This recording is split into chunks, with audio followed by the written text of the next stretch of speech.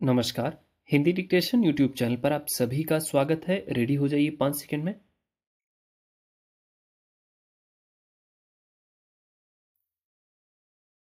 ओडिशा के एक होटल में 2 रूसी नागरिकों की मौत में भले ही अभी तक कोई आपराधिक कड़ी नहीं मिली हो, पर इन मौतों की परिस्थिति को संदिग्ध माना जा रहा है।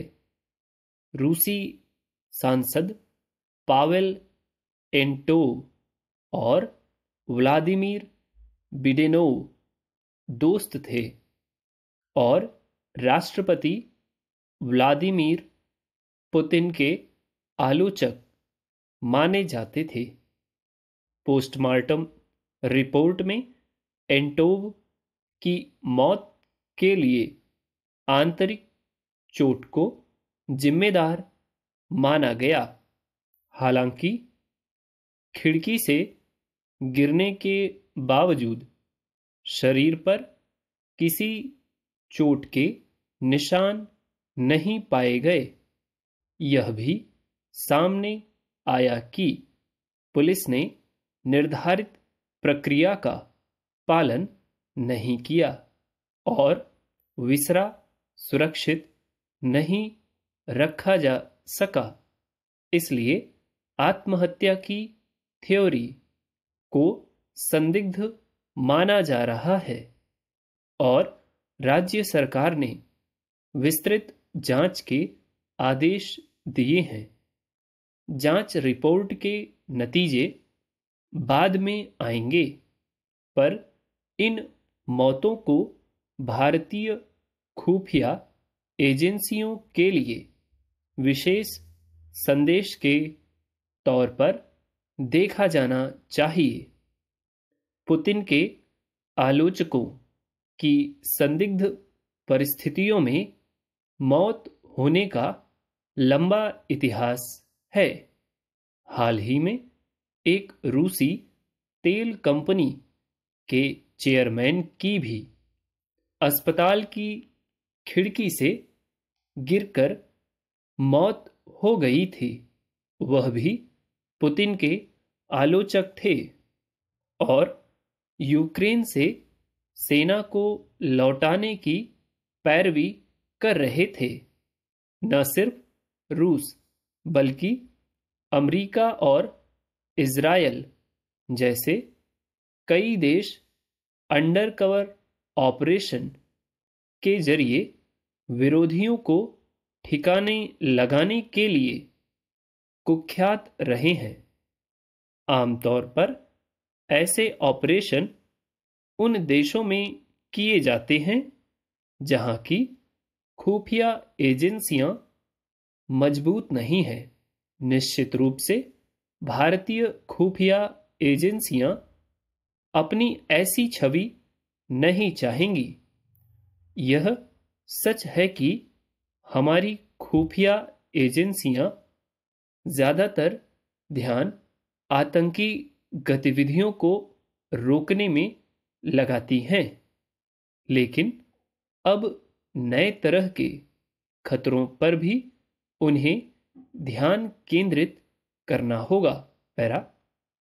भारत की दुनिया में बढ़ती साख के मद्देनजर इस पर बट्टा लगाने वालों का खतरा भी बढ़ता जा रहा है। हो सकता है कि रूसी नागरिकों की मौत में कोई आपराधिक कड़ी सामने न आए, पर विदेशी नागरिकों की सुरक्षा में कोताही अंतर्राष्ट्रीय संबंधों को प्रभावित कर सकती हैं। बीते दिनों चीन के अन्य देशों में अपने नागरिकों की सुरक्षा के नाम पर पुलिस स्टेशन खोलने की खबर आई। जाहिर है, ऐसे पुलिस स्टेशन का बहुआयामी इस्तेमाल हो सकता है। ऐसे तंत्र की आड़ में विरोधियों को रास्ते से हटाने का खेल आसान हो सकता है। वर्ष 2012 में जब अमेरिका और ईरान एक दूसरे के राजनयिकों और विशेषज्ञों को किसी तीसरे देश में निशाना बना रहे थे, तब दिल्ली में भी इजरायली रक्षा अधिकारियों पर हमला हुआ था।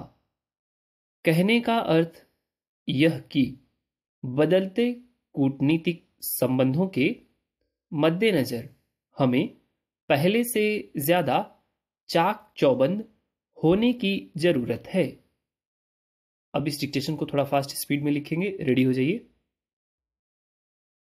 ओडिशा के एक होटल में दो रूसी नागरिकों की मौत में भले ही अभी तक कोई आपराधिक कड़ी नहीं मिली हो, पर इन मौतों की परिस्थिति को संदिग्ध माना जा रहा है।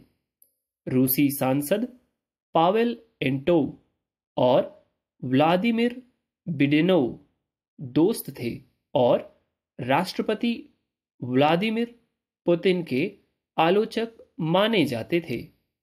पोस्टमार्टम रिपोर्ट में एंटोव की मौत के लिए आंतरिक चोट को जिम्मेदार माना गया।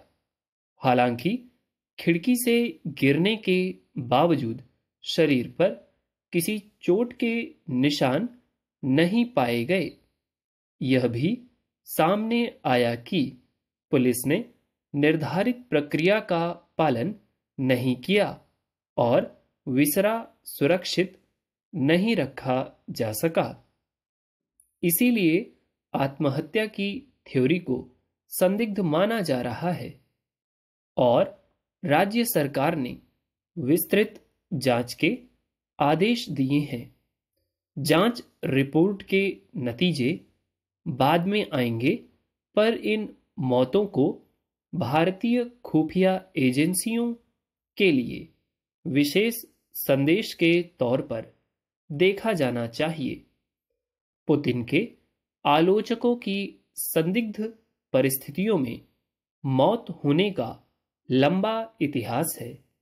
हाल ही में एक रूसी तेल कंपनी के चेयरमैन की भी अस्पताल की खिड़की से गिरकर मौत हो गई थी।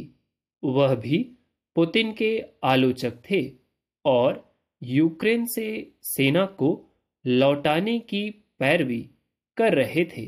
न सिर्फ रूस बल्कि अमेरिका और इजराइल जैसे कई देश अंडरकवर ऑपरेशन के जरिए विरोधियों को ठिकाने लगाने के लिए कुख्यात रहे हैं।